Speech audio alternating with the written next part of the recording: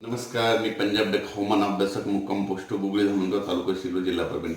आपण मागच्या अंदाजामध्ये सांगितलं होतं की 7 तारखेपासून राज्यामध्ये 15 पर्यंत पाऊस पडणार. पण परत शेतकऱ्यासाठी अंदाज देत आहे, कारण की राज्यामध्ये आज एक अंदाज सांगत आहे, कारण की सतर्क राहण्यासाठी, कारण की या आता इथून पुढे जे अवकाळी पाऊस येणार आहे त्याच्यामध्ये विजेचं प्रमाण जास्त असणार आहे. म्हणून खास करून परत एकदा अंदाज सतर्क राहण्यासाठी देत आहे. तर सर्व शेतकऱ्याला सांगू इच्छितो, म्हणजे आज आहे 12 मे पासून ते राज्यामध्ये 18 मे पर्यंत राज्यात पुन्हा अवकाळी पाऊस बरसणार आहे आणि ठिकठिकाणी मोठा पाऊस पडणार आहे. सगळ्यात जास्त पश्चिम महाराष्ट्रात पडणार आहे. पश्चिम महाराष्ट्रात, उत्तर महाराष्ट्रात, त्याच्यानंतर मराठवाड्यात देखील पाऊस पडणार आहे. पूर्व विदर्भ आणि पश्चिम विदर्भात थोडाफार कमी पडणार आहे.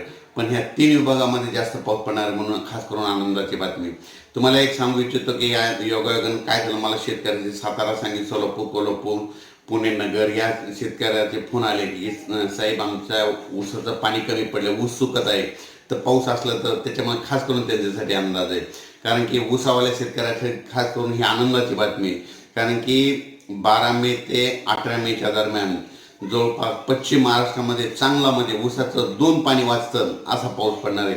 म्हणून पश्चिम महाराष्ट्राच्या शेतकऱ्यासाठी आनंदाची, कोकणात देखील खूप पाऊस पडणार आहे म्हणून त्यांच्यासाठी आनंदाची बातमी, उत्तर महाराष्ट्रात देखील शेतकऱ्यासाठी आनंदाची बातमी.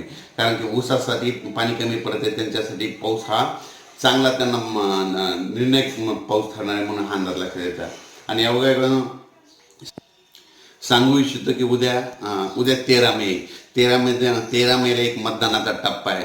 तर उद्या 13 मेला मतदानाच्या दिवशी ज्या टप्प्यात मतदान आहे त्या भागात देखील चांगला पाऊस पडणार आहे म्हणून हा अंदाज लक्षात येतो. विजेच्या कडकडासह पाऊस पडणार आहे, वारं राहणार आहे, विजा राहणार आहे, पाऊस पडणार आहे म्हणून हा अंदाज लक्षात यायचा.